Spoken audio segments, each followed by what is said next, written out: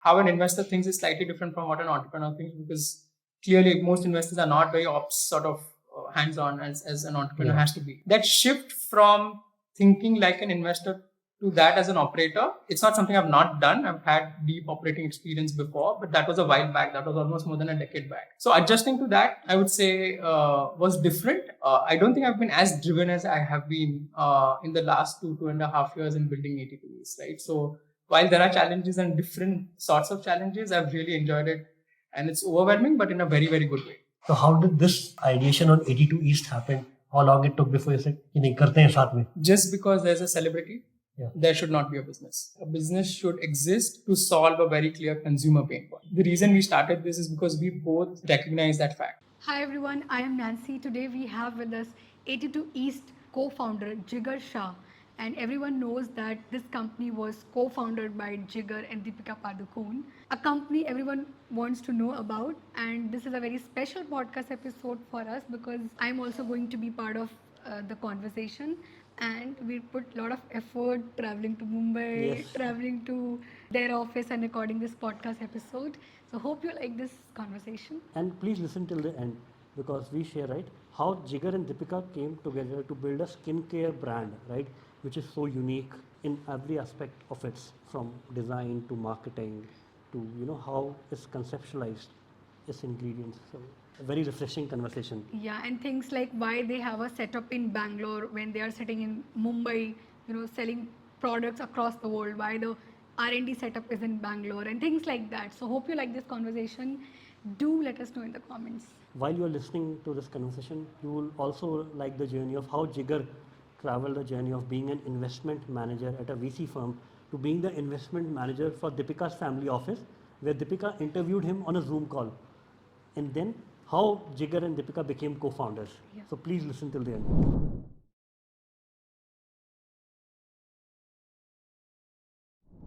Want to start with a very light conversation, right? Yeah. You have to build fun in there. Everybody knows about Deepika's skincare routine. What's your skincare routine? So, thank you for asking because I was already feeling like no one's asking my skincare routine. But no, on a serious note, it's something which also echoes with Deepika's philosophy and why we've started this, right? I think if you think back as kids, what is that first product your mother ever applied on you as a kid, right? Number one is a moisturizer, right? I think in those days there was a very well-known brand which is everyone uses, right? So moisturizer is something that I've always used. And second is sunscreen because I used to play a lot of cricket. So just to protect myself from the heat and the UVA and UVB rays. So these two products are something, hydrate and protect as we call them, are the two products that I've been using as a kid. So that's broadly my skincare routine and has been so far. And skincare has been thought to be, right, at least in India, a women-centric product. Yeah. Glad to know that, the stereotype is breaking right now, right? Men are also going for the best products available out there for the skin. And we had the Pathan do that and break that stereotype very recently, right? You have someone like Shah Rukh Khan come in and do their entire routine with. And that video was amazing. And it went viral. And I think that sort of goes to show that it's not very gender specific. I think skincare is for everyone. And I think our philosophy and the way we've designed the products to focus on fundamentals, to focus on three most important steps of skincare, which is cleanse, hydrate, and protect. That applies to everyone, right? So sometimes there could be finer differences, let's say in packaging, colors, or fragrances. Those perhaps could be counted as very gender sort of specific or gender targeted at least. What we've realized through our research and our conversation with consumers is men typically always end up using the female in their house, their products, right? So whether it's a mother, whether it's a sister, whether it's a partner, right? They end up using those products. So it's always has been, yeah, exactly. And there's always that debate saying that, hey, this is my favorite product. Why do you end up using it, right? So that's something that we've seen, and I think it's a very gender neutral. Has to be that way. I think this is high time Siddharth should also start following skincare routine. I'm really bad with it, right? I don't apply sunscreen and I like beaches. So when I'm back from a beach, I'm all tired. And we record podcasts so you can clearly see the difference. In some of the videos, he's looking this fair and then suddenly the dark version of Siddharth. So going back, right? Skincare, I know, right? Deepika is really passionate about. You are passionate about consumer investments. How does it feel to be a founder? Because you have been an investor whole life. Yeah, it's a very different feeling, I'll admit.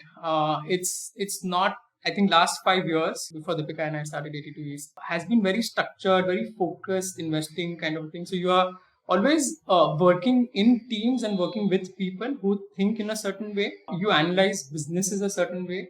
You approach challenges and business problems a certain way, right? Like how an investor thinks is slightly different from what an entrepreneur thinks, because clearly most investors are not very ops sort of hands-on as an entrepreneur has to be, right? So that shift from thinking like an investor to that as an operator was different. It's not something I've not done. I've had deep operating experience before, but that was a while back. That was almost more than a decade back as my first sort of entrepreneurial stint, right? So adjusting to that, I would say was different, but I've really enjoyed it. I think I've been more driven.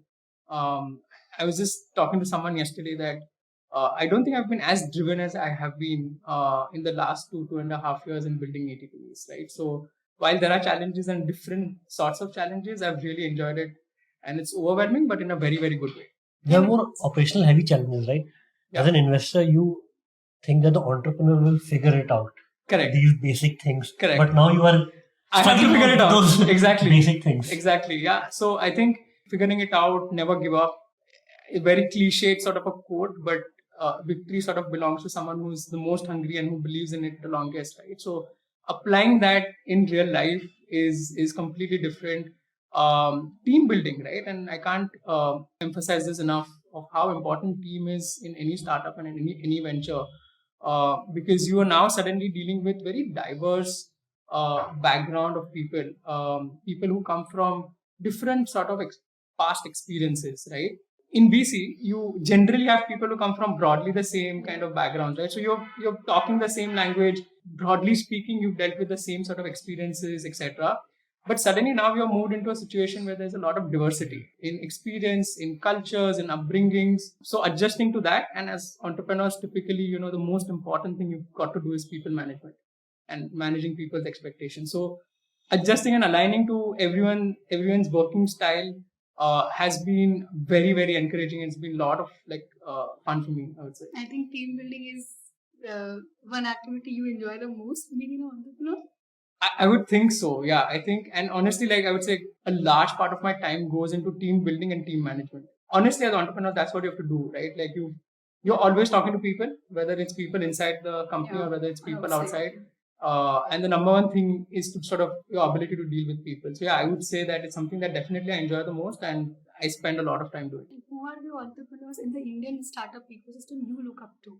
Oh, there are several. That list will go on and on. I think there are many, but I'll pick a few from my portfolio companies, right? I think Shibam and Manoj of Atombomb, they've done phenomenally well. The way they've sort of built the business, thought through building a brand, thought through building a very differentiated sort of value proposition, high quality products. There's a lot to learn from them.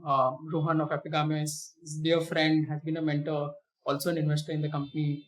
I think he's built a great sort of a niche, like how his strategy of starting small and then sort of expanding is something that I've, oftentimes spoken to him about. Ravi of Nua is, I think, a solid entrepreneur. The list can go on, right? So there's several. I would sort of have a little bit more bias towards my portfolio. Noah और एपिगेमिया के बाद से आपका और दीपिका का inclination हुआ ना entrepreneurship में. That was the time I remember Deepika was everywhere. Like we used to see the posters, and that was the time when celebrities started becoming part of the startup ecosystem. Yes and no. I think celebrities have been there, but I think the way so Epigame investment was done before I started managing Deepika's money, right? So it was done by my predecessor. So while I knew Rohan from from before I joined Deepika, it was coincidental that when I joined Deepika, Rohan you joined this office sort of a thing. But no, look, I think the way they have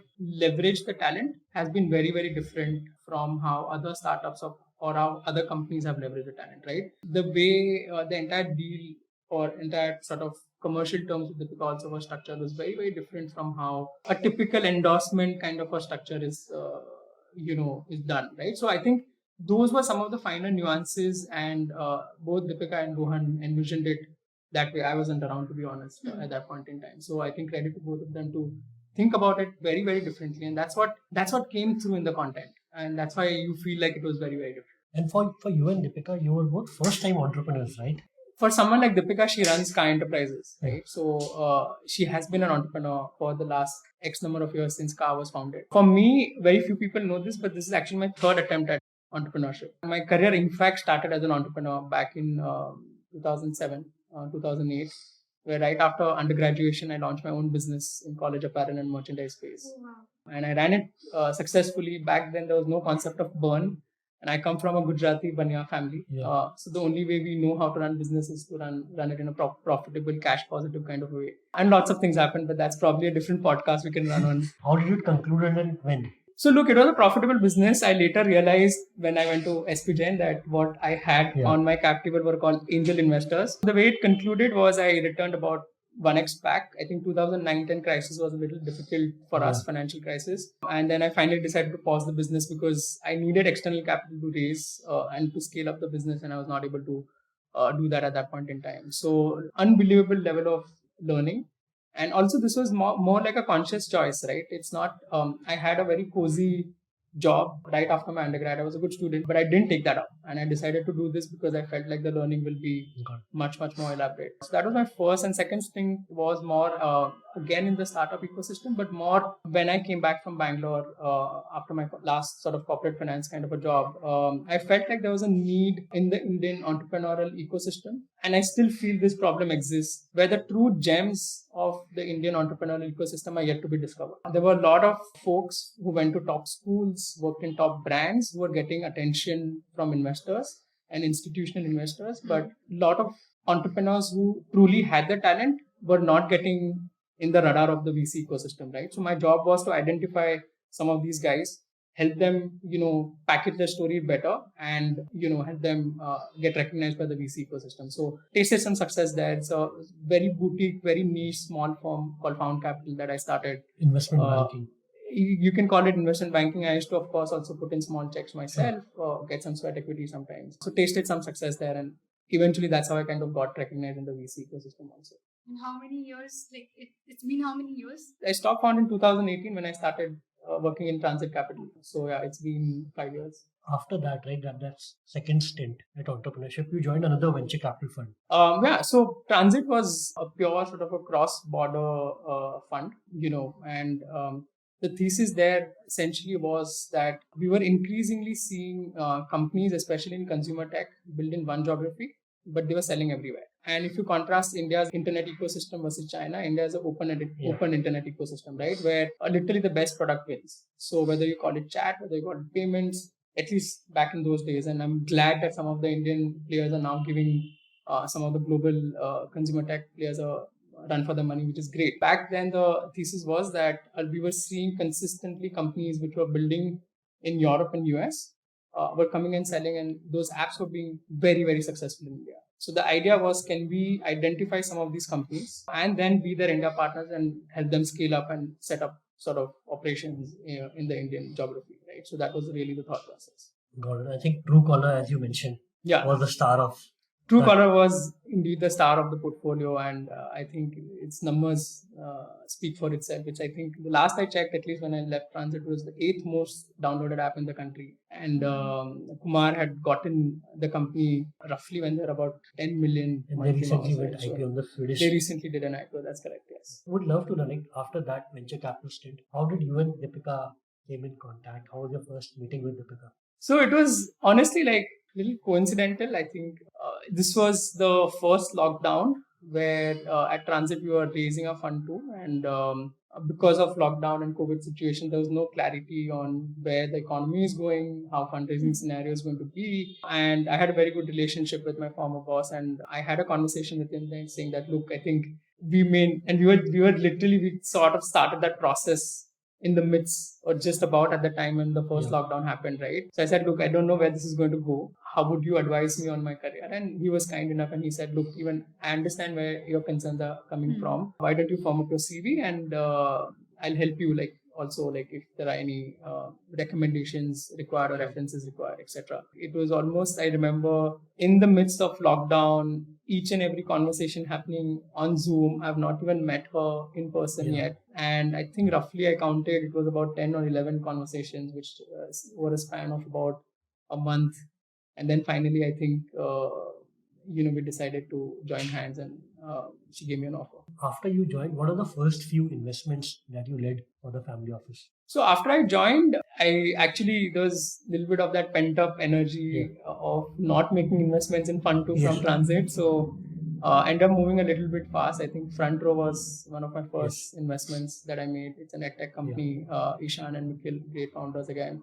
Then we invested in Nua, we invested in Mokobara. I think I've lost count. I've lost the sequence now, but roughly I did about 8 new transactions, one exit in a span of about 7 to 8 months. So that was like exhilarating pace. And the portfolio now is about 12 companies across consumer and consumer. Hi everyone, before we begin, I would like to share that this podcast is brought to you by Prime Venture Partners, an early stage VC fund led by Amir Somani, Shripati Acharya, and Sanjay Swami. Prime is often the first institutional investor in category defining tech startups in fintech, SaaS, healthcare, and education, such as MyGate, Quizzes, Planet Spark, Bolt, and Clip. To know more about Prime, visit primevp.in. Deepika mentioned in one of the interviews that because there was so much demand for her to start something of her own, she said, let's start a skincare brand because there's one category she relates with. So how did this ideation on 82 East happen? How long it took before you said, नहीं करते हैं साथ में? Yeah, no, this is a great question. And I say this all the time that just because there's a celebrity, there should not be a business, right? A business should exist to solve a very clear consumer pain point, right? That should define and determine if there should be a business, right? The reason we started this is because we both recognize that fact, right? And she was someone who also very clearly understood that fact, right? So through my previous consumer and consumer tech, both operating and investing experience, I'd spotted several white spaces across different categories, right? Whether it's fashion, whether it's within fashion athleisure, whether it's mental health, whether it's consumer tech. So it was already decided that it was going to be skincare, or you just No, it wasn't. It wasn't. We went through a long process of research, and there's a framework that we have in mind. Happy to sort of share that. But I think what I recognize is two things. One is there were very clear pain points and large pain points at that across consumer tech industry. So that's more like at a 30,000 feet. Secondly, the whole concept of celebrity brand in India was at that point in time still at a very, very infancy stage. And I felt like having a celebrity, someone who's as influential and powerful as Deepika, can truly come in and accelerate, the awareness creation or the education to solve those consumer pain points, right? So that was the broad thesis why this event started, right? And as you said, the next question was, which is the category we are going to play in, right? So the way we think about it is as follows. So imagine a Venn diagram with 3 sort of overlapping circles. The first and foremost thing that we look at is how large is the industry, what are the white spaces, can we identify clear pain points in that particular industry, right? So that's sort of the first filter. The second filter is, okay, it's a large industry, I've identified pain points, but can I execute and can I build a unique differentiated value proposition to solve that particular pain point, right? Do we have something which is unfair in terms of our right to win or our ability to execute, right? And the third filter is we try to see whether this is something that mirrors or echoes Deepika's own journey or is an extension of her personality, right?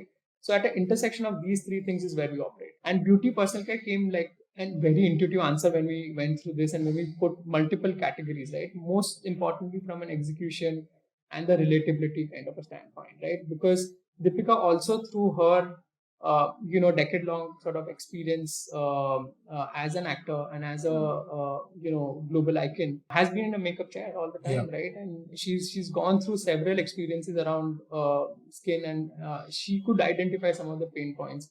Through my research from a business lens, I could identify, and those eventually converged, and that's why skincare became the sort of a category.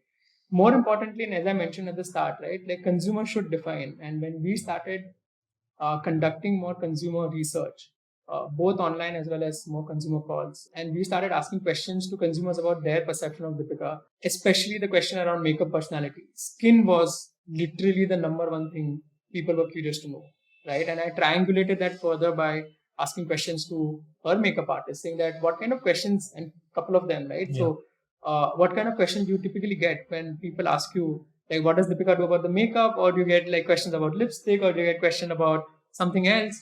And the clear unanimous answer was that people ask, what does she do about her skin? So that kind of became the common theme and came out as a common sort of denominator, and that's why we started with skincare as the first time. This is what you thought, right? The category people were most curious to know from Deepika. Correct, exactly. And she's known for her skin, right? She's Yeah. known for a glowing skin. There are articles and there are a lot of press around it also, right? You Google Deepika Padukone skin, you'll see a ton of them, right? So, and she herself had gone through that experience where she had understood what the true pain point is, right? So, for example, the whole marriage of India and science is something that came out of Deepika, right? Like through her experience where she would either find products which were very Ayurvedic, focus on Indian ingredients, etc., or she would find products which are clean label, science, very chemical driven kind of a thing. And when we were brainstorming at the start of, at the inception and the ideation of 82Es, I distinctly remember she and I were in a conference room brainstorming, and my first reaction was, let's build something which is natural, organic, coming out of India. And I could see that she was getting a bit uncomfortable. And I probed further, saying that, like, what's bothering you? And she was like, look, if this makes sense from a business standpoint, let's do it. But if you ask me, what we should truly do is combine India and science into one, because that's something I've struggled to get, right? Why can't we get the best of both worlds into one product? And really, that's how we have built a differentiated value proposition. We're the only brand in the world which has a hero active Indian ingredient along with a hero science-based global compound. Jigar, like having a co-founder who is celebrity, like Who's very busy. Yeah, who's It's very hard to busy get and time. he's like a big star, comes with its own advantages and disadvantages. So like she's not full time into it, so most of the heavy lifting will be done by you. Yeah. And because Deepika is one of the co-founders, we will have so many expectations from people, from the brand. So like, how did you go about things? Yeah, so look, I'm an investor. When I evaluate a venture opportunity, that's the first thing, these are the first questions I ask in terms of founder time and all of those things. And honestly, the way to think about this is, it's not that she's not full-time in the business. It's just that what she does apart from 82Es is why 82Es, or is the main ingredient that goes into 82Es, right? Like in terms of her ability to create awareness, her ability to influence, and she needs to continue doing that for her to create that impact at whatever we are trying to do, the mission we are trying to achieve here at 82. I honestly don't see it that way where she's not full time. In fact, I think the answer really lies in how two co-founders align, split responsibilities, right? And as a matter of fact, I'm just coming like last night. Typical celebrity shoots are like about 8 hours, and just yesterday we were shooting. We went overboard. We shot for almost 12 to 13 hours. There are certain elements where she was just not happy with the content. The marketing team had a long list of content we wanted to shoot, and she said, okay, whatever it takes, right? So I think it's a little bit of a perspective on time. The question is, are you someone who's looking at time more from 9 to 6 kind of a perspective, or are you looking at time from this is the goal and this is what I have to do in this time frame kind of a perspective? If it's latter, then I think she's a full-time co-founder. As far as business operations, of course, right? Yeah. That's something that as a full-time co-founder, I will have to drive, given those are my strengths. So that's really how we also split work. I do everything: business, operations, fundraising, investor relationships, HR. She manages everything on the content front, brand, community. So being a co-founder is almost like a marriage, right? So how are your personalities in this relationship? We both are very, very meticulous. We both are very sincere. We both are very detail oriented. We both are very structured in our thought process. We both like to plan a lot of things. We both like to preempt a lot of things, right? Which is why we could have very easily launched in 6 months, but it took us 2 years, almost 2 years in building before we launched in November 22. There were enough and more shortcuts for us to take, but we did not take them because, as Deepika, I think, recently said in one of the interviews, right, where the thought process was that in terms of building ground up was that while the mistakes are yours, the victories and the wins are also yours, right? So that's really the sort of the thought process. And I think broadly that alignment in vision, that alignment in values, in terms of what kind of business we want to build, that focus, she never, at least till date, I've never seen her prioritize herself over a consumer. And that deep understanding of you're doing a business for solving a consumer pain point in a celebrity is something that really like is where we our thoughts really align. In general, common sort of personality. So I would say that's where the alignment is, and we know we both are sort of people who like to give each other space. Yes, we talk and we meet very regularly and discuss. I will update her on everything about that's happening on business, team building, and all of those kind of things. And she will have certain thought process on brand, content, etc., etc. But at the same time, we also know what are the areas where I have to take the lead and what are the areas where she has to take the lead. So when that understanding, which is very subtle, which is very like, we don't really talk about it, it's just subconscious kind of a thing. When that understanding and maturity is there, I think that's something that, as she said once, is a lethal combination. What are the difference in personalities? Because there's something right in business. Yeah. Two co-founders have to come together Yeah. for certain aspect, but they have to be also different. Yeah, absolutely. I think her creative vision and her creative view on things is way stronger than mine. Maybe you're not getting the phrasing right, but like I'm more left brain, she's more right brain. Think of it that way, right? So she's very creatively aligned. She thinks about things from that kind of a lens, and I think about it more from the left brain, more the business, more the numbers kind of a lens, right? So that's how we complement, and those are our differences, but those are very complementing kind of differences. And we've split work also like that. If you observe in what I said, everything creative sort of is her D or her decision, and everything more business and numbers is sort of my D and my decision. So is it also like she's an extrovert, you are an introvert, kind of a combination? Or both are extroverts? How do you define it? At least my personality changes. Like someone else has to talk about that. But I think I can't pinpoint specifically whether we are both introverts or extroverts. I think we both like to show don't tell, especially when it comes to business. We don't like to tom too much. We could have created a lot more noise than what we already have. So yeah, in that sense, you can say that we both are introvert or a little shy in that sense. But yeah, I think your personality as co-founder is slightly different from your personality as an individual. So I'm only commenting on your personality as a business co-founder, right? So I think we both like to stay under the radar, like not talk too much, just execute.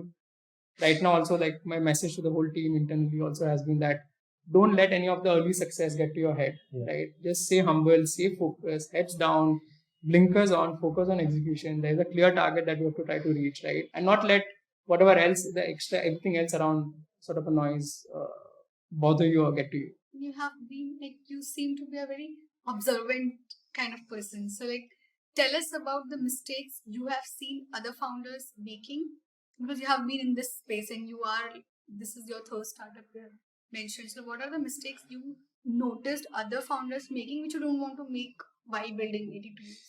The answer is very simple. I have also made this mistake in the very initial days. And of course, thankfully, I could correct and realize my mistake early, right? Entrepreneurs tend to romanticize with solution because they like a certain solution or a certain product is why they feel they should do it. And that's the biggest mistake one makes as an entrepreneur, right? You have to be very, very dispassionate.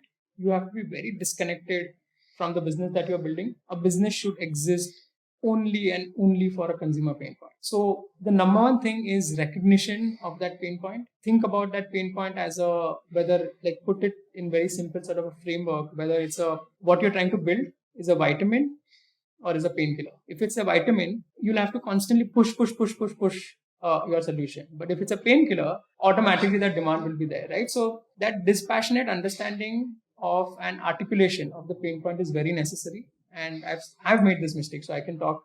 I'll focus on myself versus other entrepreneurs. And the second is the value proposition that you're trying to build. Is it 10x differentiated from any other value proposition out there? Right. So just because there's a pain point is not why you exist. Right. You have to be different in the business. What is your differentiated value proposition? How are you doing this? If you're just going to be a Me Too player, yeah, you can take some market share, but you're not going to it's not a very sustainable and a strong business model, right? So those are two sort of areas where I would see most entrepreneurs sort of make mistake.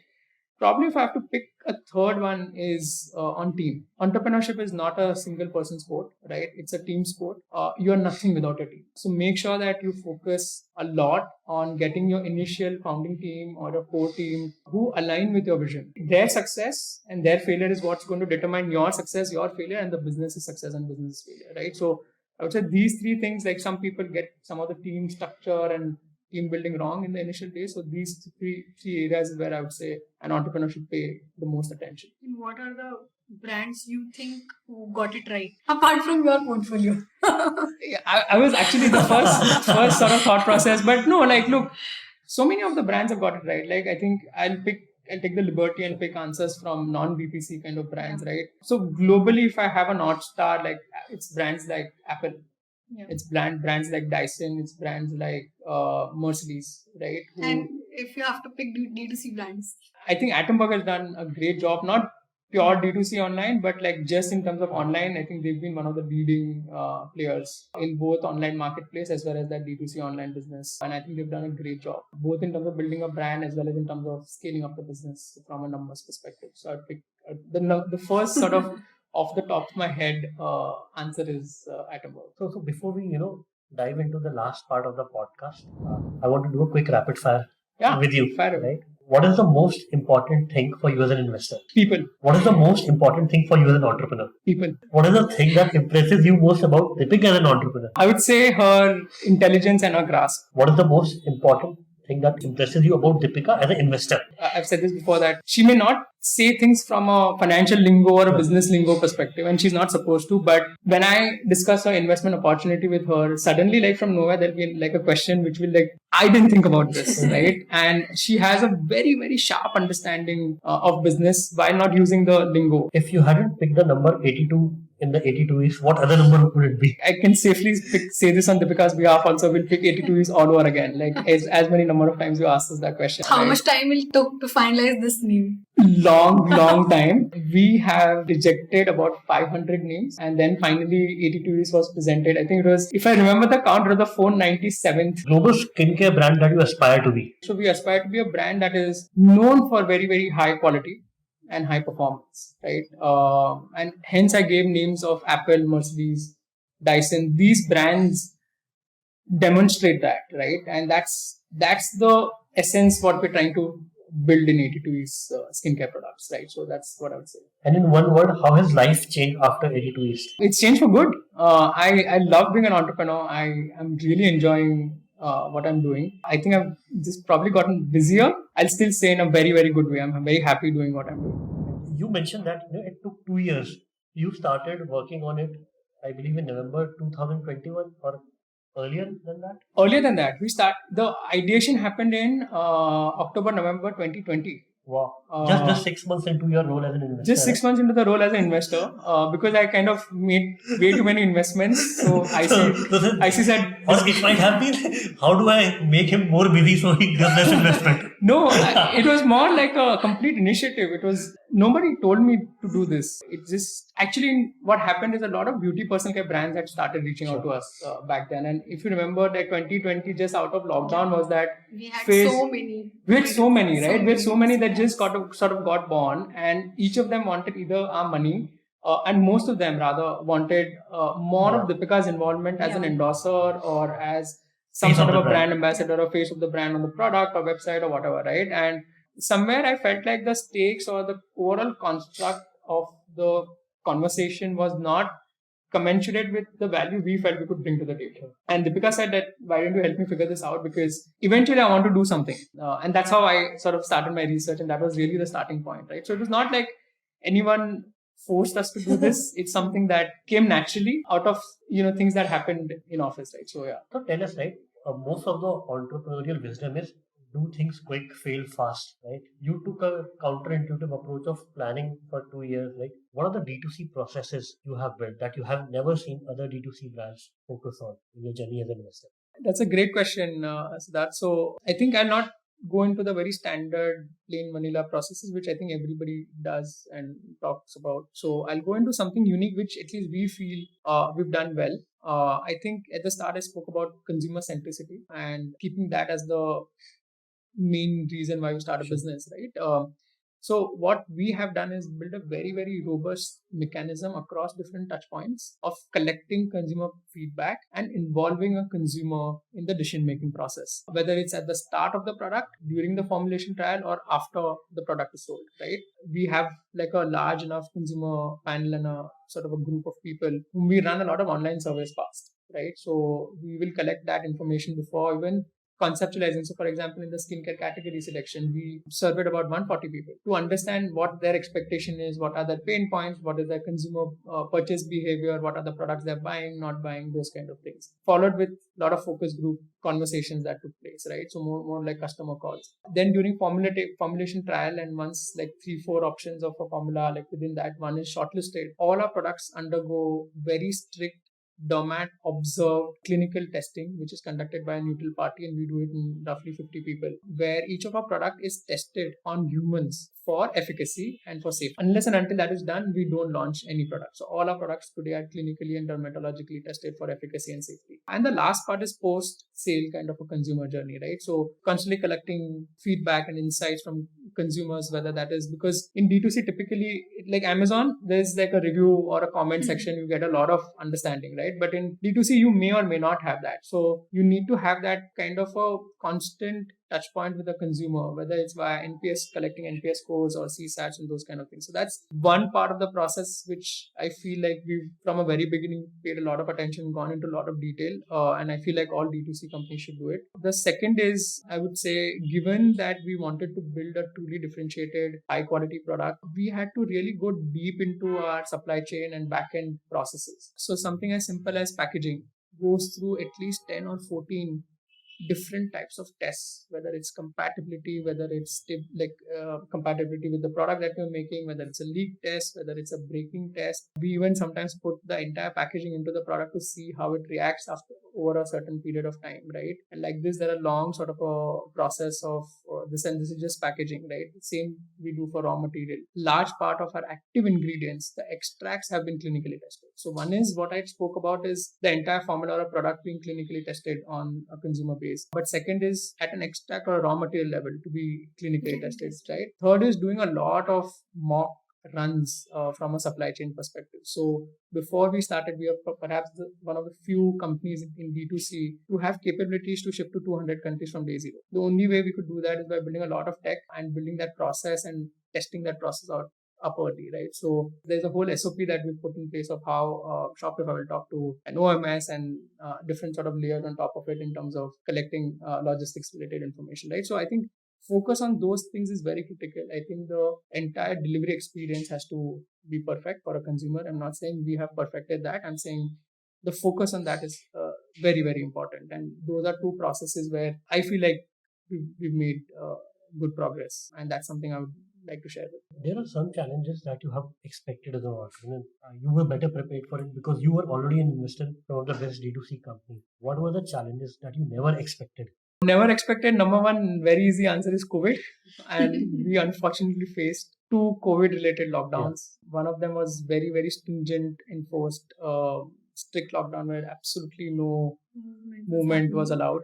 Second one was slightly relaxed, but we as a company took a conscious decision that health over anything else. So we enforce 100% work from home at that point in time. Effectively, that meant that we couldn't make the progress in terms of whether it's factory audits or meeting vendors or taking meetings. All of that can't be done on Zoom. There are certain aspects of business which only can be done in person, right? I can't see a factory and its machinery on a Zoom call. You can in theory, but like it's not as effective, right? You don't get the confidence to start working with them. I'm someone who's very, very hands-on even as an investor, right? So I'm like, I have to see and I have to really like understand it deeply before I take a decision of sort of saying yes or no. So that I would say was the pre or in the making of 82 is that was probably the number one challenge that we faced, all the slowdown related to COVID. And post launch, I would say, I think this whole balance of premium pricing, right? The market, especially in skincare, is what we think is like a red ocean. right? There are just way too many players, and it's getting into almost like a price war there, right? Like in that whole sub 1,000 rupee kind of a category or sub 700 rupee kind of a category. And we wanted to be different, and we saw clear value proposition that we were offering in a white space in the premium. That's why we started operating. But as a result, what we also realized is there is a little bit of that price sensitivity, right? And I was talking to one of my investors this last month, and he gave me a very interesting perspective where he said that the poor need discount and the rich want discount, but effectively everybody wants discount. So we had to in some way bring some element of a financial incentive in. I think what has been, I would not use the word challenging, but what has been very interesting to solve is how we strike that balance of truly building like a premium high value kind of a brand and something which offers financial incentive, right? So striking that balance is something that has been an interesting problem to solve. It's an interesting problem to solve, right? But the best of the brands globally discount, especially in a country like India, right? What we are trying to do is to try to do this more in a value kind of a way, right? Without compromising that whole optics and the value we bring to the table as through our solutions, right? So that's been not anticipated or a very interesting kind of a challenge, I would say. No, it's been a wonderful conversation, Jigar. I really enjoyed your journey of evolution as an entrepreneur and how 82 East stands itself very apart from other D2C brands, other skincare brands, and the values that you stand for. Thank you so much, Siddharth and Nancy. It's been great talking to both of you, and thank you so much for inviting me.